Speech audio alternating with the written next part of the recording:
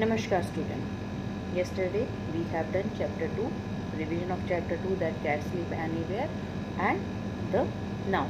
हमने noun किए थे grammar. Today we will do the revision of lesson 3 that is Shirley the squirrel. Shirley the squirrel. Student, we will take your test after completing the revision.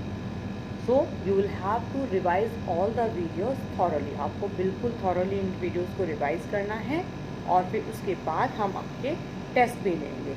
Revision work जो भी आपको इस समय दिया जाता है that you will do in your homework notebook. जो भी अगर आपको कोई ग्रामर का वर्क दिया जाता है, मैथ्स का वर्क दिया जाता है, that you people do in your homework notebook. So let's start doing the lesson 3 that is Shirley the squirrel. In lesson Shirley the squirrel, you can see that these are the animals and the food item which is given in front of them which they eat, जो कि वो खाते हैं. तो student different animal eat different product. अलग अलग animal अलग अलग चीज़ें खाते हैं. We know this thing that these are called food habit. ये फूड हैबिट्स कहलाती हैं. हर एनिमल डिफरेंट टाइप का खाना खाता है. कुछ एनिमल्स हर्बीवोरस होते हैं यानी कि टोटली सिर्फ प्लांट फूड खाते हैं. कुछ एनिमल्स कार्निवोरस होते हैं, they eat only the flesh of other animal. कुछ दोनों चीज़ें खाते हैं. कुछ एनिमल्स प्लांट्स भी खाते हैं, कुछ animals I told you this flash खाते हैं, कुछ प्लांट्स खाते हैं, कुछ प्लांट्स और फ्लैश दोनों खाते हैं. These are called omnivorous. ये एनिमल्स ओमनीवोरस कहलाते हैं. So in this picture we can see that eagle eats small animals. Then elephant eat grass. Then whale eat small fishes. Then tiger eat small animals. Then bear eat bamboo. Then squirrel eat nuts. Now student, we will do the reading of chapter lesson 3 that is Shirley the squirrel. Shirley the squirrel. So everybody will read with me the lesson Shirley the squirrel. Shirley the squirrel lives in a hole in the bark of an old oak tree. Shirley the squirrel lives in a hole in the bark of an old oak tree. Shirley जो squirrel थी वो कहाँ रहती थी? एक बाग में रहती थी. पेड़ की जो दिस इज कॉल्ड बाग. ये पेड़ का बाग कहलाता है. This is called Bagh. Okay. इस बाग में एक होल था. ठीक है. इस होल में शर्ली जो रहती थी. तो Shirley the squirrel lives in a bark in a hole in the bark of a oak tree. एक ओक ट्री था. ओक ट्री की बाग थी. बाग के अंदर होल था और उसके अंदर शर्ली रहती थी. Shirley lives with her family. Shirley अपनी फैमिली के साथ रहती थी और अपनी 4 बेबीज़ के साथ रहती थी. शर्ली अपनी फैमिली अपने 4 बेबीज़ और बेबीज़ के जो फादर थे दैट वाज स्ट्राइप. शर्ली अपने 4 बच्चों के साथ और उनके फादर स्ट्राइप के साथ इस होल में रहती थी. Shirley and her family love to run down the tree. Shirley इसमें रहती थी और वो नीचे जो है घासें बनी हुई थी. उस ट्री के आसपास पूरे टाइम पास में जो है घासें थी और शर्ली इस ग्रास में खेलना पसंद करती थी. शर्ली के बच्चे नीचे उतर के आते थे ओक ट्री से और इस नीचे ग्राउंड पर खेलते थे क्योंकि ट्री से नट्स गिरते थे, कुछ और चीज़ें लीव्स गिरती थी जो होती हैं और वो फाइंड आउट करते थे नट्स को, लीव्स को, वो और अपने फूड आइटम्स के लिए. और they like to play in this grass. वो इस घास में खेलना पसंद करते थे. Shirley and her family loves to run down the tree. वो नीचे आकर नीचे ज़मीन पर खेलना पसंद करते थे. They chase each other in the tall grasses. I told you that on the ground there was grass. हरी घास थी. वो इस घास के अंदर खेलना पसंद करते थे और they want to chase each other. जैसे हम लोग अपने फ्रेंड्स के साथ पकड़म पकड़ाई खेलते हैं गार्डन और पार्क में, इसी तरह शर्ली के बेबीज जो हैं वो चेजिंग ईच अदर का गेम खेलते थे. That grow below the tree. जो कि ट्री के नीचे उगी हुई थी. They gather berries and nuts. वो यहाँ पर इस ग्रास के अंदर से बेरीज और नट्स सर्च करते थे और उसको अपने फूड्स के लिए इकट्ठा करते थे. They eat and play all day long. वो पूरा दिन इस ग्रास में मस्ती करते थे और इंजॉय करते थे और खेलते थे. One on the same tree lives a pair of eagles. इसी ट्री पे इसी ट्री के ऊपर जहाँ पर लीव्स थी वहाँ पर एक पेयर ईगल का रहता था। यहाँ पर कौन रहता था? ईगल। और यहाँ पर कौन रहती थी? शर्ली। ठीक है, यहाँ पर शर्ली रहती थी और वहाँ पर ईगल रहता था। उसी सेम ट्री पर ऊपर की तरफ एक पेयर ईगल रहता था जिसका नाम था चील एंड प्रे। और ईगल के पेयर का नाम क्या था? चील एंड प्रे। एक ईगल का नाम चील था, दूसरे का नाम प्रे था। Shirley is scared of them. Shirley क्योंकि नीचे की तरफ रहती थी, and eagle is an carnivorous animal. Eagle एक कार्निवोरस एनिमल है, तो शर्ली हमेशा उनसे डरती रहती थी। वो शर्ली को उनसे बहुत डर लगता था। The eagle sweep down small animal for food.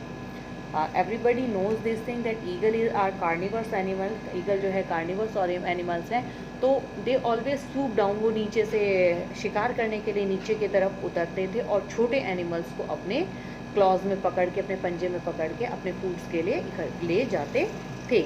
She is careful about babies. Shirley was very careful about her babies. जैसे आपके पेरेंट्स आपका ध्यान रखते हैं, इसी तरह Shirley was the mother. Shirley भी अपने बेबीज़ का पूरा ध्यान रखती थी कि कहीं चील एंड प्रे नीचे की तरफ आकर उसके बेबी को ना उठा ले जाएं। Get back to the hole, she ordered them every evening. वो हमेशा जब पूरा बच्चे ग्रास में खेलते रहते थे, फिर वो शाम जैसे जैसे शाम होती थी, she always ordered them that get back to the hole. आप अपने वापस नेस्ट में या होल में या बाग में वापस चले जाइए। Just because it is the time of evening, now Cheel and Prey will return back from their work. जो भी अपने हंटिंग से वो वापस आएंगे या वो अपने घर वापस आएंगे। तो शी वॉज वरीड, वो हमेशा इस बात का ऑर्डर देती थी कि that you just get back to your hole, आप अपने होल में वापस चले जाओ, and so that you can be safe, आप सेफ रह सकें। Cheel and Prey have 3 babies eagle in their nest. Cheel and Prey के 3 ईगल बेबीज थे। शर्ली के 4 थे और चील एंड प्रे के 3 ईगल बेबीज थे जो कि उन्हीं के साथ उनके नेस्ट में रहते थे। They go around hunting for food and everywhere. वो अपने फूड को सर्च करने के लिए, फूड को हंट करने के लिए वो इधर उधर जाते थे। At that time their eagle babies live in this nest only. वो इसके अंदर ही रहते थे, वो कहीं पर भी नहीं जाते थे। Their parent Cheel and Prey go out for hunting and they search and gather food for their babies. They have to feed their hungry babies. उनको अपने भूखे बच्चों को खाना खिलाना होता था, इसलिए वो हंटिंग के लिए बाहर जाते थे। Shirley warns her children. Shirley अपने बच्चों को वार्न करती थी that stay in the hole. आपको हमेशा अपने होल में रहना चाहिए। अपने बच्चों को समझाती थी, अपने बच्चों को इंस्ट्रक्ट करती थी, डोंट गो आउट, बाहर मत जाइए। Some comes out to collect nuts for them. उनमें से कुछ जो होते थे वो बाहर आ जाते थे क्या करने के लिए? नट्स कलेक्ट करने के लिए। Some comes out to collect the nut for them. There is rusting around in the grass. जब शर्ली जो है बाहर अपने बच्चों के लिए नट्स कलेक्ट करने जाती है तो she heard that there is some sound in the grass. वो सुनती है कि उसके अंदर, ग्रास के अंदर कुछ साउंड आ रहा है, कोई रसल का सा साउंड आ रहा है, कोई यानी कि somebody is passing through the grass. उसको ऐसा लगता है कि कोई उस ग्रास के अंदर से गुजर रहा है। She looks down from the tree and sees the black snake, Kaliya. वो अपने होल से बाहर झाँकती है, पीप आउट करती है कि she wanted to see that उस ग्रास के अंदर कौन है। वो देखना चाहती है कि ग्रास के अंदर कौन है, वहाँ पर इज़ देयर एनी एनिमल और इज़ देयर हर बेबीज़, उस ग्रास के अंदर कौन है। She wanted to look this thing, तो she peep out from the hole और वो देखती है कि वहाँ पर एक ब्लैक स्नेक है जिसका नाम कालिया है। ही इज़ सिंगिंग, और वो गाना गा रहा होता है। कालिया स्नेक भी वहीं पर उसी ट्री के आसपास कहीं पर रहता है। Juicy juicy eagle babes, juicy juicy छोटे छोटे ईगल के बेबीज़ हैं, क्योंकि बहुत जो छोटे बच्चे होते हैं वो बहुत सॉफ्ट होते हैं, वो बहुत क्यूट होते हैं।